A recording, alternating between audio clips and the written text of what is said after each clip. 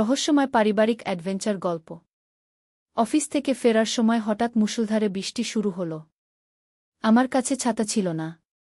ছেলে তার মোটরবাইক নিয়ে এসে আমাকে তুলে নিল। পুরো পথ আমি তার কোমর জড়িয়ে ধরে বসেছিলাম। বাড়ি পৌঁছে দুজনেই সম্পূর্ণ ভিজে গিয়েছিলাম। ছেলে টাওয়েল এনে আমার চুল মুছতে লাগল। মা, তুমি এত ঠান্ডা হয়ে গেছ, ও সে তার গরম হাত আমার গালে রাখল। আমি তার দিকে তাকালাম, তার চুল থেকে পানি ঝরছিল। জানো, যখন তুমি আমাকে জড়িয়ে ধরে বসেছিলে, আমার মনে হচ্ছিল স্বর্গ স্পর্শ করছি ও আমার শরীর কাঁপছিল ঠান্ডায়। এই বৃষ্টি যেমন আমাদের ভিজিয়েছে, তেমনি আমার ভালোবাসাও তোমাকে ভিজিয়ে দিতে চাই। কি তার কণ্ঠস্বর আবেগভারী হয়ে উঠল। আমি তোমাকে ভালোবাসি মা, শুধু মা হিসেবে নয়। কে জানালা দিয়ে এখনো বৃষ্টির শব্দ আসছিল। তুমি আমার স্ত্রী হও, আমরা একসাথে বৃষ্টিতে নাচি। কি তার হাত আমার কাঁধে এসে পড়ল। এই ভেজা কাপড়ে তুমি আরও সুন্দর লাগছ। বিয়ে করো আমাকে গি।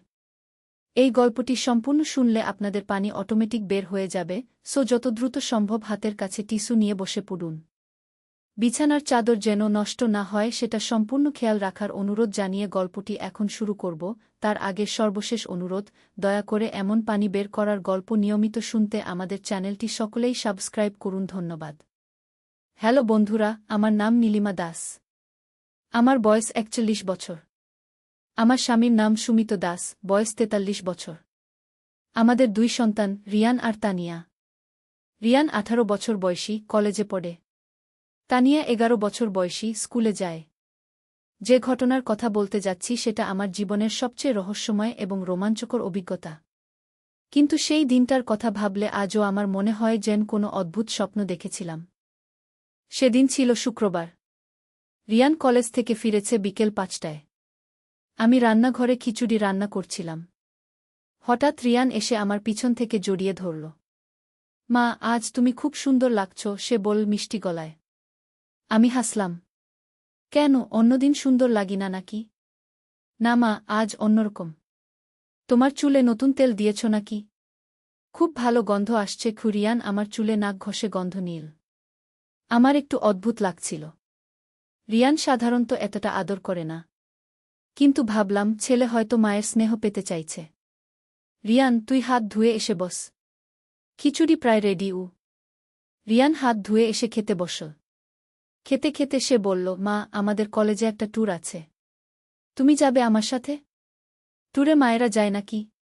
হ্যাঁ, এবার ফ্যামিলি ট্যুর। সবাই তাদের পরিবার নিয়ে যাচ্ছে। তুমি না গেলে আমি একা থেকে যাব গো। আমি ভেবে দেখলাম। সুমিত অফিসের কাজে খুব ব্যস্ত থাকে। তানিয়ার স্কুল আছে। কোথায় যাবে? কক্সবাজার। ৩ দিনের ট্যুর। রিয়ানের চোখে এক ধরনের উৎসাহ। আমি রাজি হয়ে গেলাম। দীর্ঘদিন পর একটা ভালো ছুটি কাটানোর সুযোগ। পরের দিন সকালে আমরা বাসে করে রওনা দিলাম। বাসে রিয়ানের অনেক বন্ধু এবং তাদের পরিবার।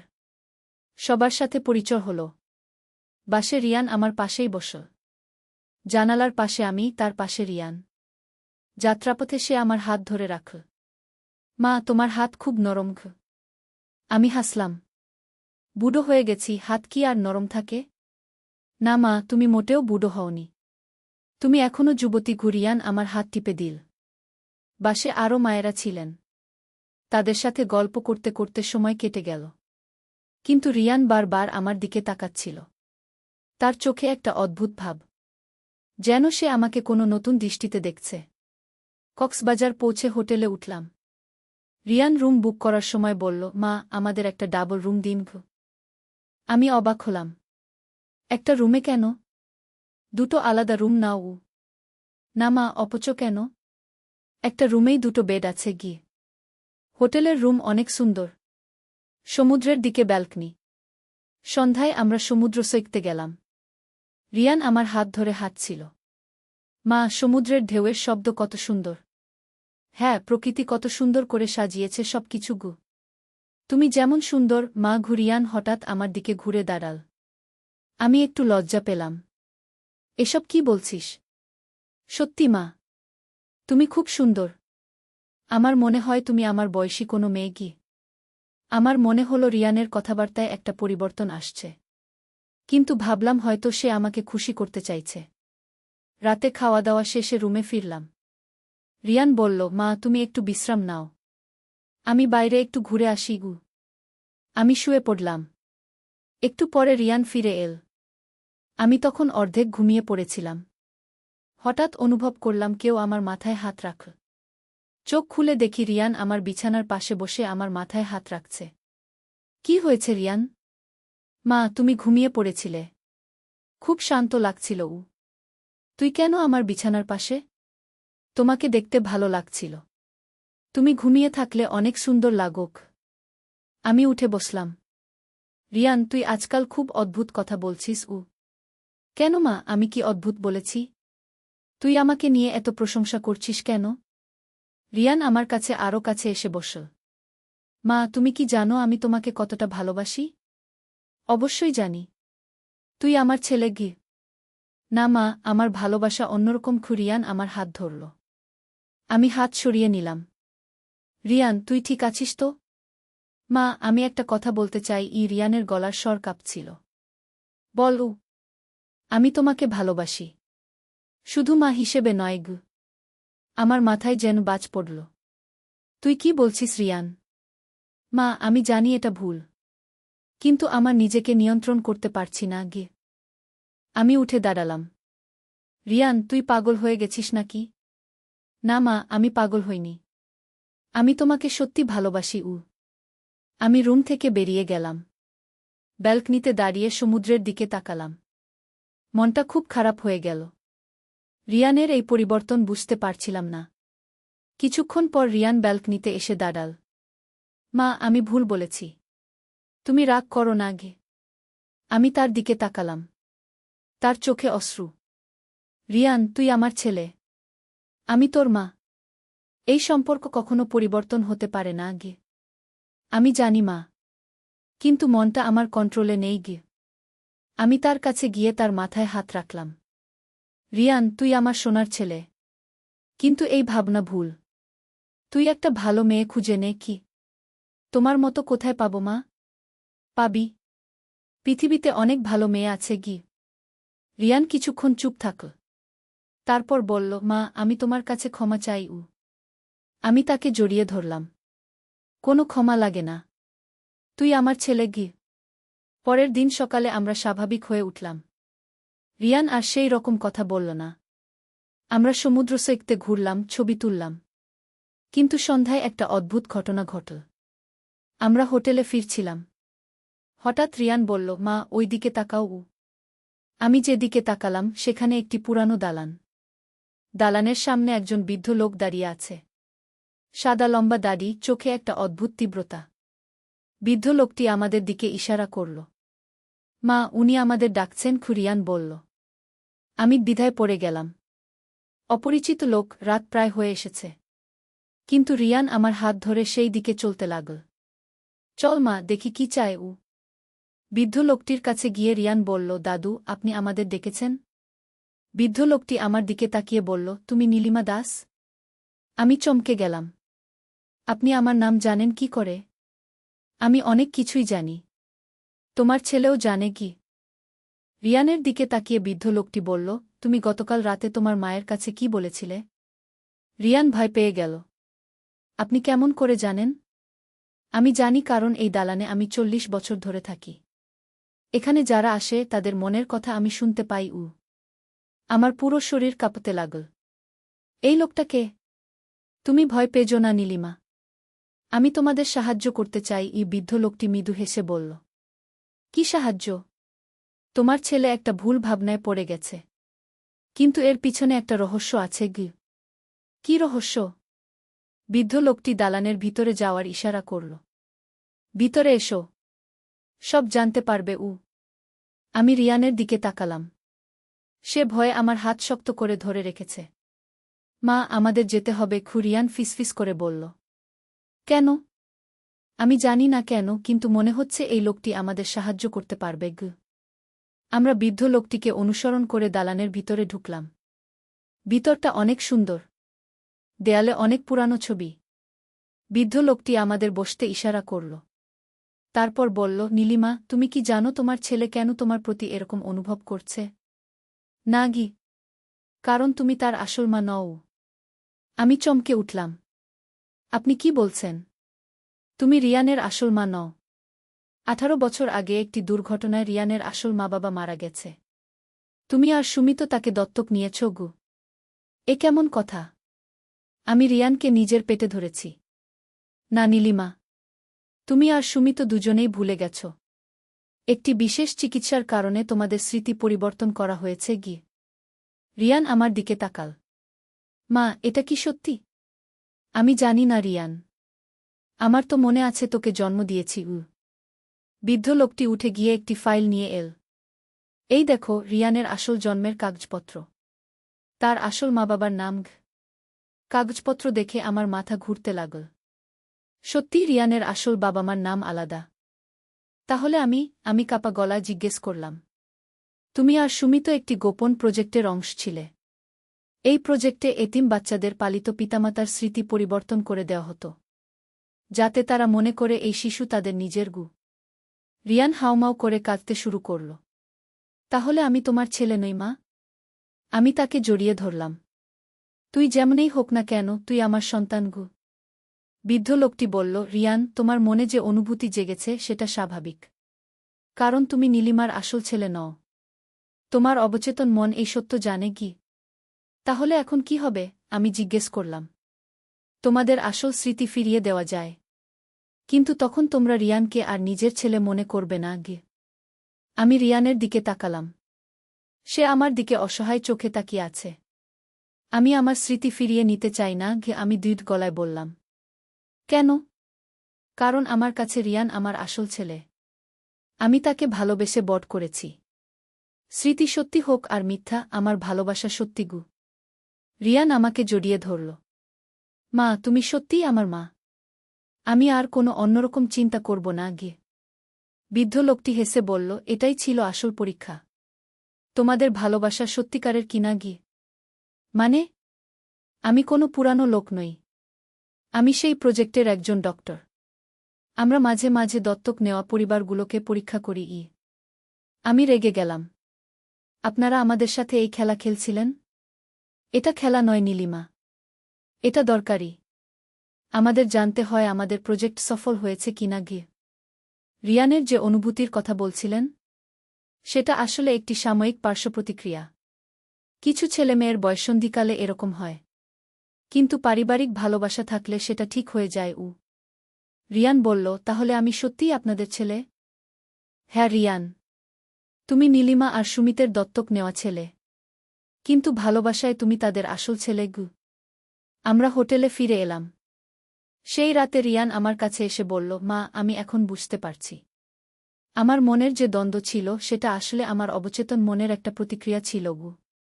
রিয়ান, তুই যা বুঝিস না কেন, তুই আমার সন্তান। এই সত্য কখনো পরিবর্তন হবে না গি। পরের দিন আমরা কক্সবাজার থেকে ঢাকায় ফিরলাম। বাড়িতে গিয়ে সুমিতকে সব কিছু বললাম। সুমিত শুনে প্রথমে অবাক হল, তারপর বলল, নীলিমা, আমার তো কিছুই মনে নেই। তবে রিয়ান যদি আমাদের দত্তক নেওয়া ছেলে হয়, তাহলেও সে আমার প্রিয় সন্তান গু। তানিয়া যখন এই কথা শুনল, সে বলল, তাহলে রিয়ান ভাই আমার আসল ভাই নয়? না তানিয়া, রিয়ান তোর দত্তক ভাই। কিন্তু আমাদের পরিবারে সে আসল ভাই গে। কিন্তু আমার মনে আরও কিছু প্রশ্ন জাগছিল। সেই বৃদ্ধ লোকটি সত্যিই ডক্টর ছিল নাকি অন্য কেউ? কয়েকদিন পর আমি একটা অদ্ভুত ফোন পেলাম। ফোনের ওপারে একজন মহিলার গলা। নীলিমা দাস? হ্যাঁ গো। আমার নাম ডক্টর রিনা চৌধুরী। আমি সেই প্রজেক্টের প্রধান গবেষক ছিলাম গ। কোন প্রজেক্ট? যে প্রজেক্টের কথা আপনি কক্সবাজারে শুনেছেন। আমি আপনার সাথে দেখা করতে চাই। কেন? আপনাকে পুরো সত্য বলতে চাই। পরের দিন ডক্টর রিনা চৌধুরী আমাদের বাড়িতে এলেন। তিনি একজন মধ্যবয়সী মহিলা, খুবই শিক্ষিত এবং ভদ্র। নীলিমা, আমি আপনাকে আসল সত্য বলতে চাই। তিনি বললেন। কি সত্য? আপনি আর সুমিত আসলেই রিয়ানের বাবা মা গ। আমি চমকে গেলাম। মানে? কক্সবাজারে যে লোকটির সাথে দেখা হয়েছিল সে আমাদের কেউ নয়। সে একটা প্রতারক। কিন্তু সে কেমন করে সব জানত? সে আপনাদের কয়েকদিন ধরে অনুসরণ করছিল। হোটেলের কর্মচারীদের কাছ থেকে তথ্য সংগ্রহ করেছিল।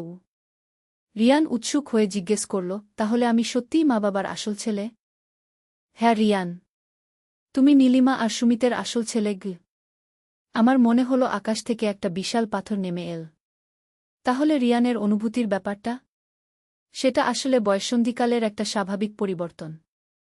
মাঝে মাঝে ছেলেরা তাদের মায়ের প্রতি এরকম অনুভূতি পায়, কিন্তু সময়ের সাথে সাথে সেটা ঠিক হয়ে যায়। কিন্তু আমার তো খুব খারাপ লাগছিল। এটা স্বাভাবিক নীলিমা, কিন্তু আপনি যেভাবে রিয়ানকে বুঝিয়েছেন সেটা খুবই ভালো। রিয়ান আমার কাছে এসে বলল, মা আমি খুব লজ্জিত, আমি তোমাকে এত কষ্ট দিয়েছি। আমি তাকে জড়িয়ে ধরলাম। কোনো লজ্জার কিছু নেই রিয়ান, তুই আমার সোনার ছেলে। ডক্টর চৌধুরী বললেন, নীলিমা আপনি একজন আদর্শ মা। আপনার মতো মায়েরা থাকলে সমাজের অনেক সমস্যার সমাধান হয়ে যায়। কিন্তু আমার মনে আরও একটা প্রশ্ন এল। ডক্টর, সেই লোকটা কে ছিল? সে এই নাটক কেন করল?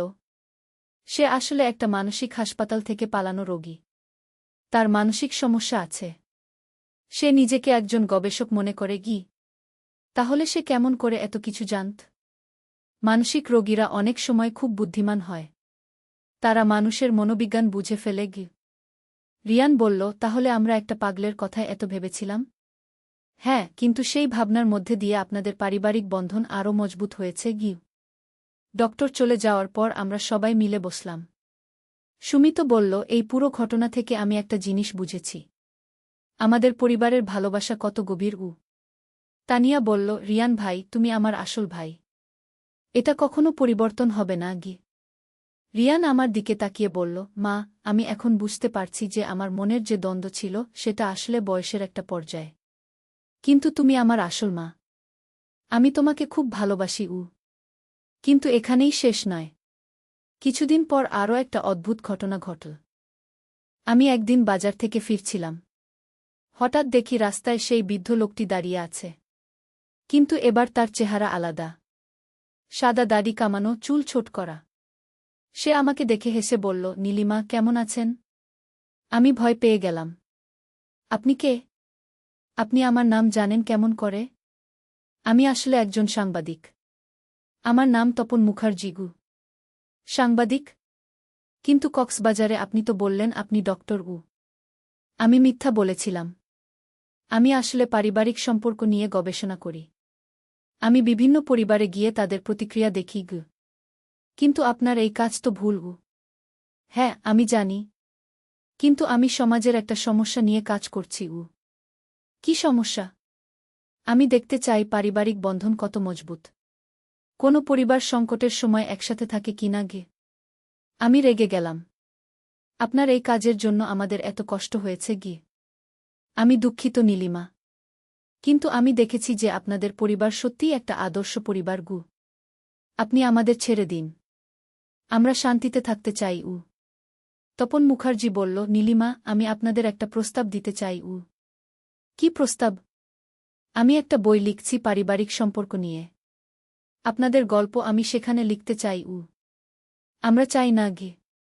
কিন্তু এই গল্প অনেক পরিবারের কাজে আসবে। অনেকে শিখতে পারবে কিভাবে পারিবারিক সমস্যার সমাধান করতে হয়। আমি বাড়িতে ফিরে সুমিত আর রিয়ানকে সব বললাম। সুমিত বলল, এই লোকটা আমাদের পিছু ছাড়ছে না কেন?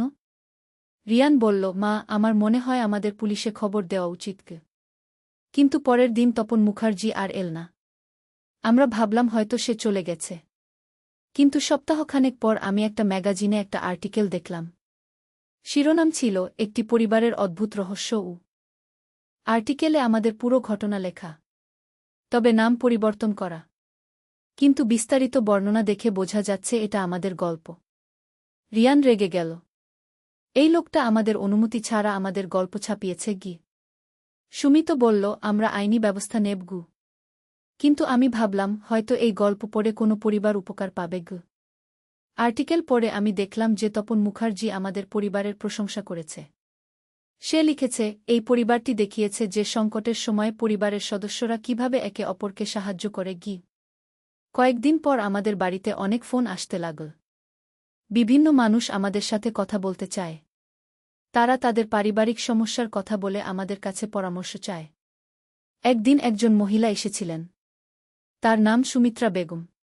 তিনি কাঁদতে কাঁদতে বললেন, আপার গল্প পড়ে আমার অনেক সাহস পেয়েছি।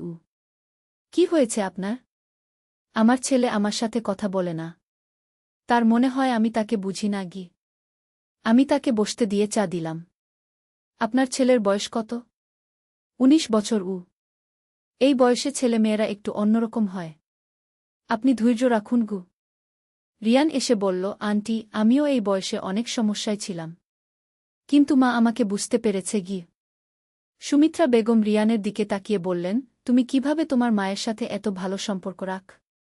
আন্টি, আমি মায়ের সাথে সব কথা শেয়ার করি। যখন আমার মনে কোনো দ্বন্দ্ব ছিল, মা আমাকে বুঝিয়েছে। আমি বললাম, সুমিত্রা বেগম, আপনি আপনার ছেলের সাথে বন্ধুর মতো আচরণ করুন। তার কথা শুনুন। সুমিত্রা বেগম আমাদের ধন্যবাদ দিয়ে চলে গেলেন। এরপর আরও অনেক পরিবার আমাদের কাছে আসতে লাগল।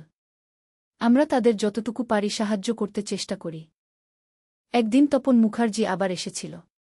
এবার সে ক্ষমা চেয়ে বলল, নীলিমা, আমি আপনাদের কাছে মাফ চাই। আমি অনুমতি ছাড়া আপনাদের গল্প ছাপিয়েছি। কিন্তু সেই গল্প পড়ে অনেক মানুষ উপকার পেয়েছে।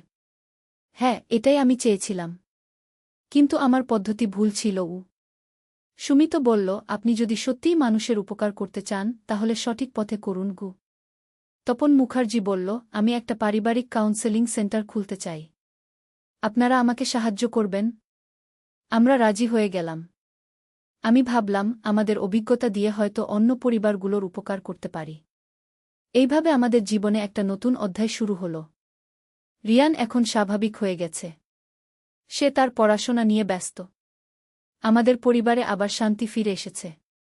কিন্তু সেই কক্সবাজারের ঘটনা আমার মনে আজও গেঁথে আছে। কিভাবে একটা ছোট্ট ভুল বোঝাবুঝি আমাদের পুরো পরিবারকে নাড়িয়ে দিয়েছিল। কিন্তু আমাদের ভালোবাসা সেই সংকট কাটিয়ে উঠতে সাহায্য করেছে। আজ যখন এই গল্প বলছি, আমার মনে হচ্ছে জীবনটা সত্যিই একটা রহস্যময় অ্যাডভেঞ্চার। কখন কি ঘটবে কেউ জানে না। কিন্তু পারিবারিক ভালোবাসা থাকলে সব সমস্যার সমাধান সম্ভব। রিয়ান এখন কলেজে পড়ে। সে চায় ডাক্তার হতে। তানিয়া স্কুলে ভালো রেজাল্ট করছে। সুমিত অফিসে প্রমোশন পেয়েছে। আর আমি একজন খুশি মা। আমার 2টো সন্তান আর একটা প্রিয় স্বামী নিয়ে আমার ছোট্ট সংসার। কিন্তু সেই কাউন্সেলিং সেন্টারের কাজও করছি। প্রতি সপ্তাহে কয়েকটা পরিবারের সাথে কথা বলি। তাদের সমস্যার সমাধান খুঁজে দিতে চেষ্টা করি। একদিন একটা মেয়ে এসেছিল। তার নাম রূপা। সে বলল, আন্টি, আমার বাবা মা আমাকে বুঝে না। আমি তাকে বসিয়ে জিজ্ঞেস করলাম, কি সমস্যা তোমার? আমি একটা ছেলেকে ভালোবাসি। কিন্তু বাবা মা তাকে পছন্দ করে না। ছেলেটি কেমন? সে খুব ভালো। কিন্তু আমাদের জাতি আলাদা। আমি বুঝতে পারলাম মেয়েটির সমস্যা। আমি তার বাবা মাকে ডেকে এনে তাদের সাথে কথা বললাম। অনেক কথা বলার পর তারা রাজি হল। এইভাবে আমাদের জীবনের সেই অদ্ভুত অভিজ্ঞতা আমাদের অন্য মানুষের উপকারে কাজে লাগছে। আজ যখন এই গল্প শেষ করছি, আমার মনে হচ্ছে জীবনের প্রতিটি ঘটনার একটা অর্থ আছে। আমাদের সেই কক্সবাজারের ঘটনা আপাতদৃষ্টিতে খারাপ মনে হলেও শেষ পর্যন্ত সেটা আমাদের পরিবারকে আরও শক্তিশালী করেছে। রিয়ান এখন একজন পরিপক্ব যুবক। সে তার ভুল বুঝতে পেরেছে এবং সেই ভুল থেকে শিখেছে। আমি গর্বিত যে আমি তার মা। আর আমার বিশ্বাস, প্রতিটি পরিবারে এরকম ছোটবড় সমস্যা আসে। কিন্তু ভালোবাসা আর ধৈর্য দিয়ে সব কিছু কাটিয়ে ওঠা যায়। এই গল্পের মাধ্যমে আমি সকল বাবা মাকে বলতে চাই, আপনাদের সন্তানরা বড় হতে হতে কিছু ভুল করবে। কিন্তু তাদের বুঝিয়ে সঠিক পথে আনা সম্ভব। আর সকল সন্তানদের বলতে চাই, আপনাদের বাবা মা সব সময় আপনাদের ভালো চায়। তাদের সাথে মন খুলে কথা বলুন। এই তো আমার গল্প। একটি সাধারণ পরিবারের একটি অসাধারণ অভিজ্ঞতা, যা আমাদের জীবনকে পরিবর্তন করে দিয়েছে, কিন্তু ভালোর জন্যই।